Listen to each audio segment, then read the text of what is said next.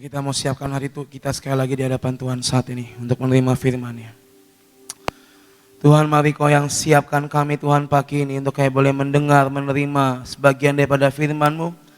Kami percaya Tuhan firman-Mu yang akan mengubahkan dan membuat kami menjadi lebih kuat Tuhan. Kami percaya Bapa, mari Tuhan biar pagi ini kami mau fokus hanya kepadamu buat kami boleh menerima isi daripada firman-Mu Tuhan pada pagi hari ini.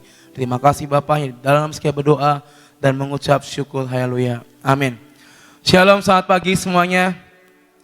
Saya mau tanya yang tadi malam datang, boleh angkat tangannya Bapak Ibu Saudara. Cukup banyak ya. Siapa yang diberkati tadi malam boleh angkat tangannya sekali lagi. Puji Tuhan, saya percaya tadi malam firman yang disampaikan oleh Ibu Gembala itu sangat memberkati dan sangat menguatkan setiap kita Saudara. Bicara tentang mentalitas kedewasaan, bicara tentang panca indera kita, itulah yang sebenarnya sehari-hari yang kita hadapi dalam kehidupan kita.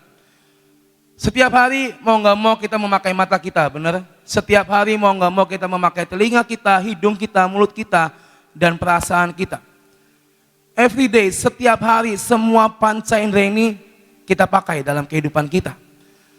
Tetapi pertanyaannya, sudahkah kita memakai tepat seperti apa yang Tuhan inginkan dalam hidup setiap kita? Mata kita pakai dengan tepat, bukan untuk melihat yang lain yang tidak-tidak. Mulut kita pakai untuk kita bisa berfirman, memberkati, mendoakan, bukan untuk istilahnya mengomongi orang di belakang. Semua panca indera ini saudara, itu penting, itu adalah organ penting dalam kehidupan kita. Dan hari ini temanya adalah kedagingan versus roh Tuhan, saudara ya. Kita hidup ada tubuh, ada jiwa, dan ada roh, saudara.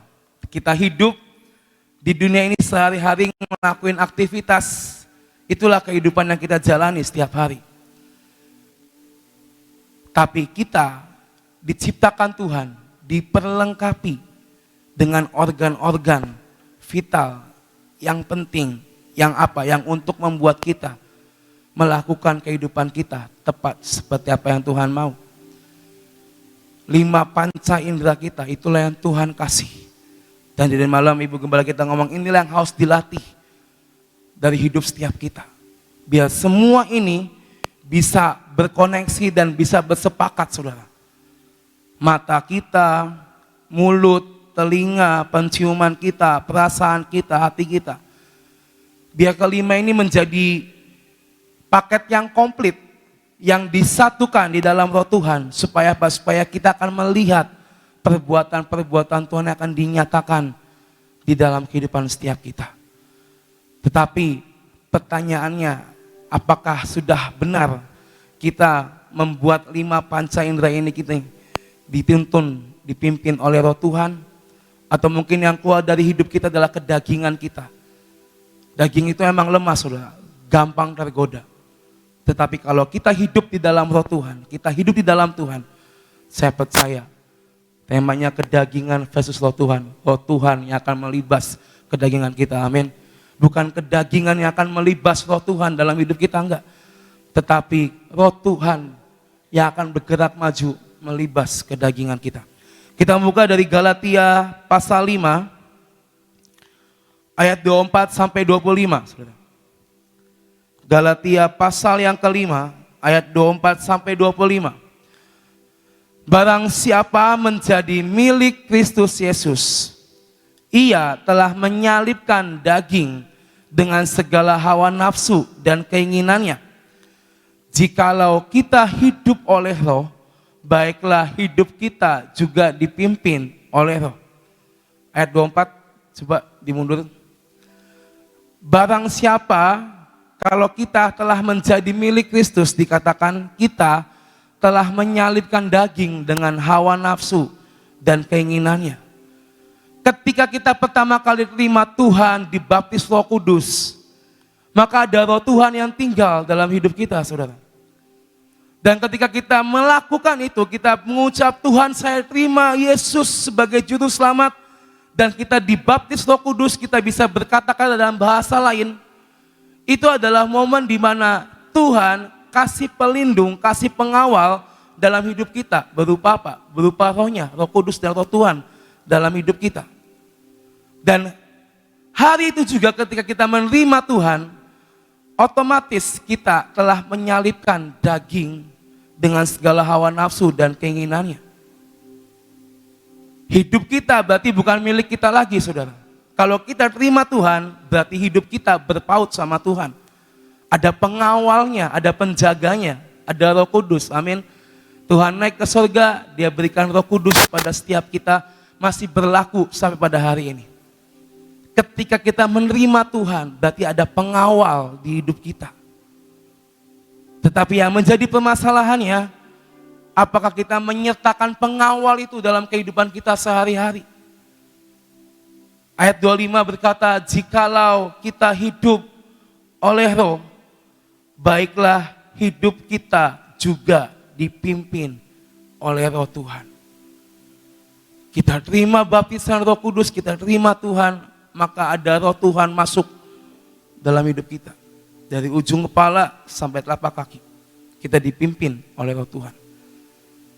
Ayatnya ada, kalau kita hidup oleh Roh Tuhan, baiklah hidup kita juga dipimpin oleh Roh Tuhan. Itu makanya kenapa kita harus menjaga dan melatih panca indera kita dalam kehidupan kita sehari-hari. Karena inilah penentu, inilah yang paling penting yang keluar dari hidup kita setiap hari, saudara.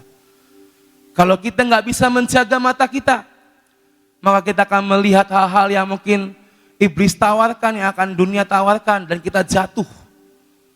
Kalau kita nggak bisa istilahnya menjaga mulut kita, bukan firman, bukan berkat, bukan doa yang keluar mungkin, tapi yang keluar adalah kutuk, yang keluar adalah gosip dan segala macam, yang menjatuhkan orang lain, yang ngomongin orang lain di belakang. Apakah Tuhan mengajarkan tentang hal itu, saudara? Oh, kamu boleh ngomongin orang di belakang, oh kamu boleh melihat yang tidak-tidak, oh yang kamu dengar adalah hal-hal yang jelek-jelek. Enggak. Tapi Tuhan menciptakan mata, telinga, hidung, mulut, perasaan kita adalah untuk menerima yang baik dalam hidup kita. Ada istilah input akan mengeluarkan output. Jadi kalau kita menginput yang baik, kita mendengar yang baik, kita menerima yang baik, maka yang keluar adalah yang baik. Simpelnya kita terima firman Tuhan, kita mengerti firman Tuhan, masukkan dari telinga, dalam pikiran kita, kita mengerti, kita resapi dalam hati kita, maka yang keluar dari mulut kita adalah apa? Adalah omongan-omongan firman yang bisa memberkati banyak orang. Input dan output itu yang terjadi dalam kehidupan kita sehari-hari. Saya lagi bicara di anak-anak untuk mereka belajar menyertakan Tuhan dalam segala apapun. Karena kalau anak-anak muda itu kan egonya besar, ya kan? Maksudnya pengen ngelakuin segala sesuatu tuh sangat besar tanpa mereka tuh mikir panjang dan menyertakan Tuhan dalam hidup mereka. Suatu ketika saya bilang, ayo belajar menyertakan Tuhan. Doa sama Tuhan. Doa itu gak susah. Kalian cukup datang, doa, bicarakan semua apa yang kalian mau kerjakan. Jangan kita menjadi orang-orang yang melupakan Tuhan, ngelakuin segala sesuatu tanpa tanya Tuhan, tanpa istilahnya kita lapor ke Tuhan, tanpa kita doa sama Tuhan. Tapi kita sebagai anak-anak Kristen, saya bilang, ayo belajar menyertakan Tuhan dalam hidup setiap kita semua. Hidup berdasarkan kedagingan Tuhan nggak akan membawa kita kepada keselamatan, saudara. Tetapi kalau kita hidup dipimpin Roh Tuhan, tadi kita sudah nyanyikan, kau di dalamku dan ku di dalammu, itu akan membawa kita kepada kekekalan saat endingnya nanti. Galatia 5 ayat 19 sampai 21. Galatia 5 ayat 19, perbuatan daging telah nyata, yaitu percabulan, kecemaran, hawa nafsu, penyembahan berhala, sihir, perseteruan, perselisihan, iri hati, amarah, kepentingan diri sendiri, percideraan, roh pemecah, kedengkian, kemabukan, pesta pora, dan sebagainya.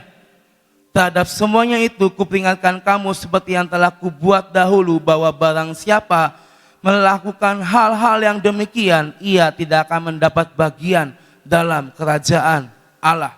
Dengan kata lain, kalau kita hidup di dalam kedagingan, kita menyingkirkan roh Tuhan, maka kita mungkin ada di dalam hal-hal yang tadi kita baca, ada hawa nafsu, iri hati, sihir, perseteruan, penyembahan berhala, kepentingan diri sendiri, semuanya.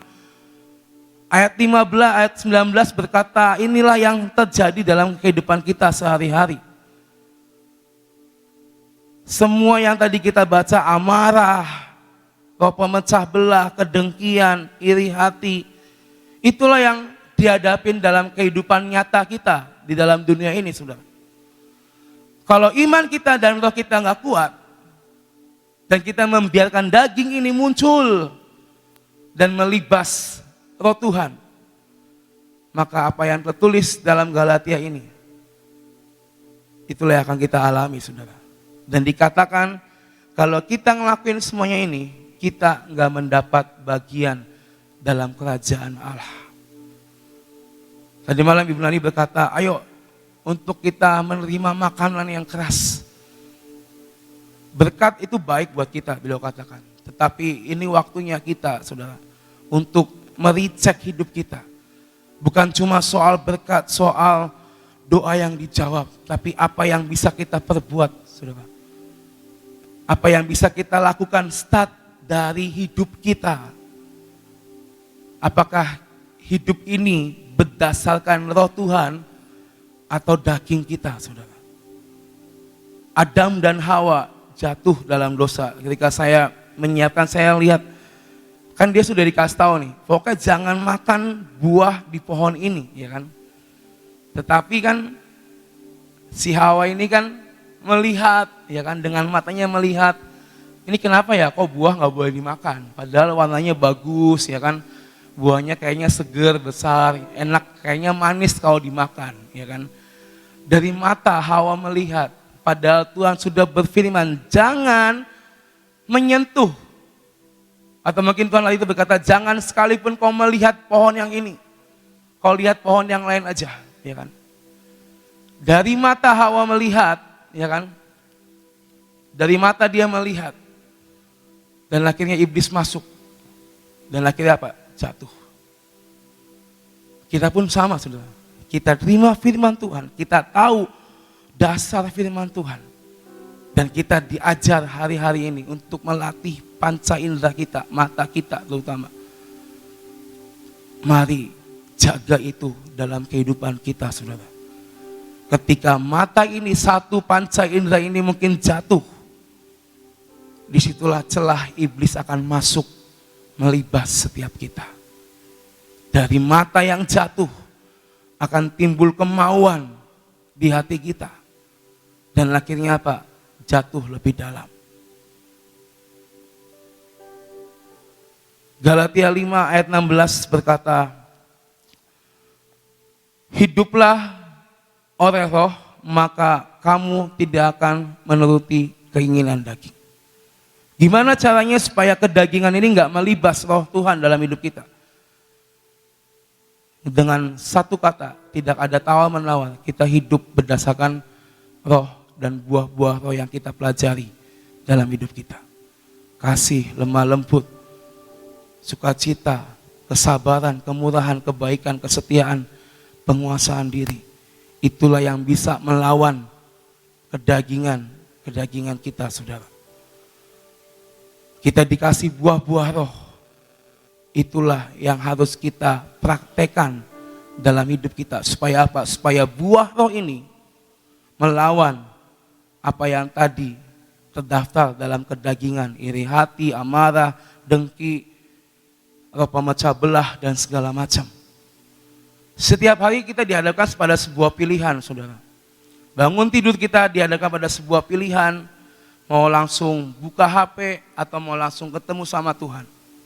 Habis itu juga dihadapkan pada sebuah pilihan, mau langsung mandi atau mau tidur lagi. Dan Tuhan pun juga mengasihi pilihan. Nah, sudah jelas aku kasih kamu roh kudus, rohku dalam hidupmu. Mana yang kamu mau pakai? Mana yang kamu mau pilih? Berjalan dan hidup bersama roh Tuhan, atau kamu mau menikmati kedaginganmu bersama dengan apa yang iblis tawarkan dalam hidupmu. Setiap hari saya pernah ngobrol sama seorang, setiap hari kita nih kayak lagi gulet saudara. Kayak lagi gulet sama setiap celah-celah dalam hidup kita. Ada celah sedikit, iblis masuk jadi dosa. Ada celah sedikit, godaan masuk jadi dosa. Jadi setiap hari itu kita kayak lagi gulet dengan kelemahan-kelemahan kita saudara, dengan kedagingan kita. Kalau kita bisa menang, saya percaya kita hidup di dalam roh dan kerajaan Tuhan jadi bagian dalam setiap kita. Tapi kalau kita kalah seperti apa yang tadi dalam Galatia katakan, kita tidak menjadi bagian di dalam kerajaan Allah. Itu pilihannya saudara. Mau pilih jadi bagian dalam kerajaan surga atau di luar kerajaan surga. Ayat yang terakhir saudara, Roma 8 ayat 13 sampai 17. Roma pasal 8 ayat 13 sampai 17 berkata, sebab jika kamu hidup menurut daging, kamu akan mati. Tetapi jika oleh roh kamu mematikan perbuatan-perbuatan tubuhmu, kamu akan hidup. Semua orang yang dipimpin roh Allah adalah anak-anak Allah. Jadi kalau kita hidup berdasarkan daging, maka kita akan mati saudara.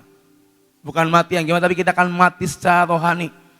Hidup kita tanpa arah, gak ada tujuan, gak ada pegangan, gak ada Tuhan dalam hidup kita.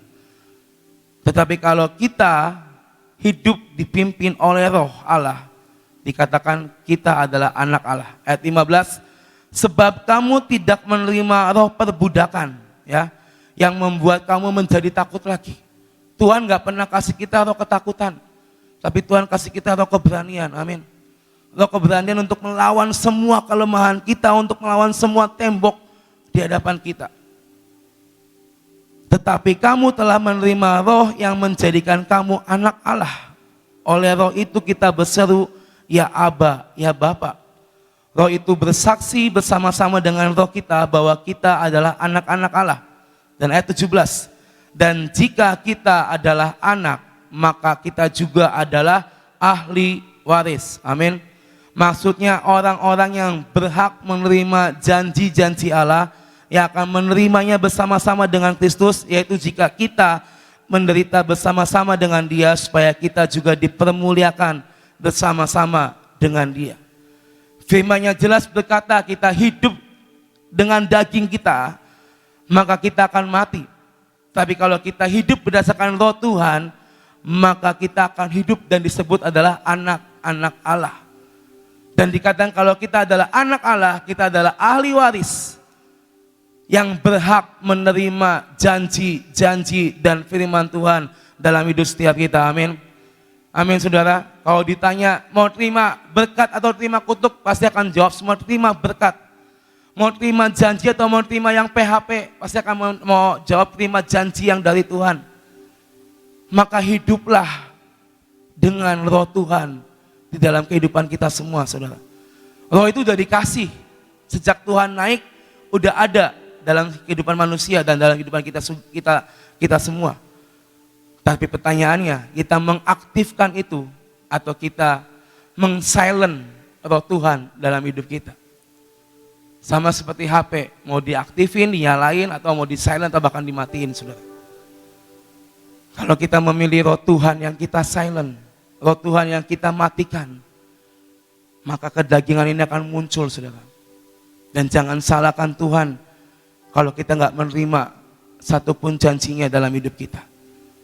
Tetapi kalau kita meng-silent kedagingan, meng-off kedagingan kita, dan kita mengaktifkan roh Tuhan, maka kita akan hidup, kita disebut anak Allah, dan kita berhak menerima janji-janji Tuhan dalam hidup kita, amin.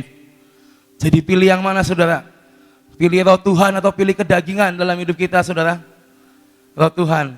Tapi saya katakan ini tidak mudah ya. Setiap hari kita akan diproses, setiap orang punya didikannya masing-masing, punya caranya masing-masing. Tapi kalau kita mau, saya percaya Tuhan yang akan memampukan setiap kita, amin. Pilih roh Tuhan, jangan pilih yang nikmatnya sesaat, jangan pilih yang enaknya sesaat, tapi kita memilih yang dari Tuhan yang akan membawa kita kepada kekekalan. Amin. Terima kasih, Tuhan berkati kita semua. Saudara, tentang didikan ya. Kemarin bicara tentang didikan yang membangun. Didikan yang tidak membangun itu bagaimana? Nah, kadang-kadang ada suatu didikan yang sangat keras sehingga bukan membangun tetapi membuat orang itu menjadi takut dan bisa trauma. Saya banyak membaca dari kesaksian-kesaksian atau ya artikel-artikel yaitu tentang cara mendidik dari sekolah kepolisian, ya, sekolah tentara. Kadang-kadang orang yang baru masuk itu kalau zaman dulu namanya diplonco, seperti namanya sih masa orientasi, ya. Masa orientasi itu sebenarnya masa beradaptasi. Tapi kadang-kadang mereka itu cara mendidiknya nggak betul gitu, tidak mendidik dengan membangun, tapi mendidik dengan ngepres banget sampai banyak yang meninggal, ada yang stres, ada yang luka-luka sampai masuk di rumah sakit. Ini namanya mendidik tidak membangun. Tetapi di dalam Tuhan itu kita akan dididik untuk dibangun kembali menjadi manusia yang baru, ya. Nah, karena apa? Firman Tuhan selalu mengatakan begini, aku tidak pernah membiarkan kamu dicobai atau dididik, ya, lebih dari kekuatan kamu, ya. Jadi kalau lagi dididik oleh Tuhan untuk menjadi sesuatu hal, untuk kita dibangun menjadi sesuatu benda yang baru, menjadi punya karakter yang baru, itu dibangun, dididik untuk dibangun menjadi sesuatu hal yang lebih indah. Tetapi kadang-kadang manusia itu dididik tapi kadang-kadang dipres, ya. Nah, yang seperti itu Tuhan tidak pernah melakukan terhadap diri saudara dan saya, ya. Sekali lagi, Tuhan selalu mendidik untuk membangun saudara menjadi manusia yang baru. Jadi bersyukurlah kalau sedang dididik oleh Tuhan. Memang didikan itu tidak enak, tetapi satu perkara kita tahu, hasilnya adalah luar biasa. Yang penting kita minta pertolongan Roh Kudus supaya kita itu sanggup. Dididik kita bisa menang, dididik kita bisa menang, bukan karena kekuatan kita, karena dari sononya kita itu sudah menjadi orang yang tidak taat dan memberontak. Dari Adam dan Hawa itu ada dosa keturunan. Dosa keturunan apa sih? Tidak taat dan berontak, ya. Itu terjadi dari orang tua sampai anak yang masih kecil. Itu ada yang namanya dosa yang memberontak, yang tidak taat. Contoh, bayi ya nangis, dia kan belum ngerti apa-apa. Jangan nangis, aku ngerti kamu minta minum, tunggu sebentar, mama lagi bikin susu misalnya. Tapi tetap nangis tuh. Dari kecil kan sudah nggak puas, tidak sabar. Itu namanya apa? Berontak. Karena apa? Ya dari sononya. Roh pemberontakan dan roh ketaatan itu tidak ada, ya. Betapa banyaknya istri-istri ya, kalau mempunyai seorang suami yang benar-benar keras, selalu ngomong tidak fair, ya. Selalu ngomong, kenapa harus begini? Kita kan harus punya hak yang sama antara suami dan istri. Kenapa aku diperlakukan seperti ini? Sebenarnya kalau kita lihat di dalam segala sesuatu, apapun yang kita alami dan terjadi, itulah pendidikan yang membangun. Pendidikan yang membangun. Saya percaya setiap anak-anak Tuhan akan dididik sampai menjadi sesuatu ciptaan yang baru. Ya, itulah yang Tuhan inginkan untuk menghadapi tahun depan. Mari kita berdoa. Terima kasih ya Tuhan untuk pujian dan penyembahan, untuk firman-Mu. Kami siap buat dibentuk Tuhan. Kami siap buat dididik untuk menjadi suatu ciptaan yang baru. Karena kami tahu motivasi Engkau mendidik kami adalah untuk menjadikan kami sesuatu hal yang indah di hadapan-Mu. Terima kasih untuk semuanya. Bapak, saat ini kami datang di hadapan-Mu, kami tetap mau berdoa untuk G20 yang saat ini sedang berjalan. Kami minta topangan daripada-Mu Tuhan untuk Bapak Presiden kami. Berikan kepadanya hikmat, berikan kepadanya marifat, berikan kepadanya roh kebijaksanaan, berikan kepadanya roh untuk berbicara dengan benar-benar penuh wibawa kuasa-Mu, untuk memimpin, memberi penerangan seperti yang Engkau mau. Biar mata dunia melihat Indonesia ada dalam kendali yang daripada-Mu. Kami mempersembahkan semuanya ke dalam tangan-Mu ya Tuhan. Kami mohon anugerah-Mu untuk Indonesia.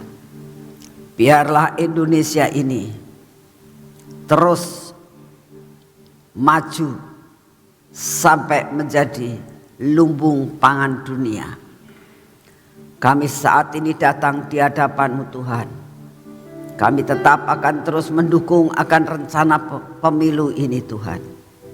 Biarlah Engkau sendiri yang akan mengatur di dalam segala perkara.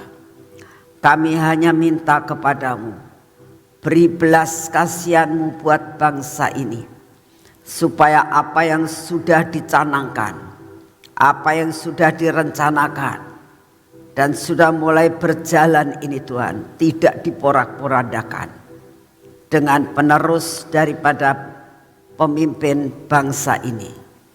Inilah doa kami. Engkau yang akan memilihkan yang terbaik Tuhan. Engkau sanggup membuat mereka-reka di dalam segala perkara. Selamatkan Indonesia. Terima kasih untuk semuanya Bapak. Saat ini kami datang di hadapan-Mu. Engkau tahu keadaan cuaca saat ini. Kami tetap minta kepadamu daya tahan tubuh yang baru.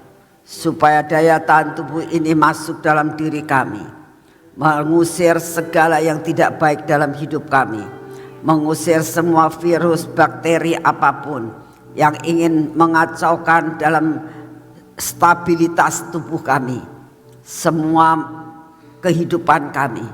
Engkau yang akan mengaturnya dengan Engkau memberikan daya tahan tubuh yang baru. Terima kasih untuk kasih setia-Mu. Bapak, kami sungguh mengucap syukur kalau setiap pagi kami boleh berada di tempat ini, mengisi hidup kami Tuhan untuk perjalanan kami sepanjang hari ini. Di dalam nama Tuhan Yesus, mari kita masuk dalam pengurapan.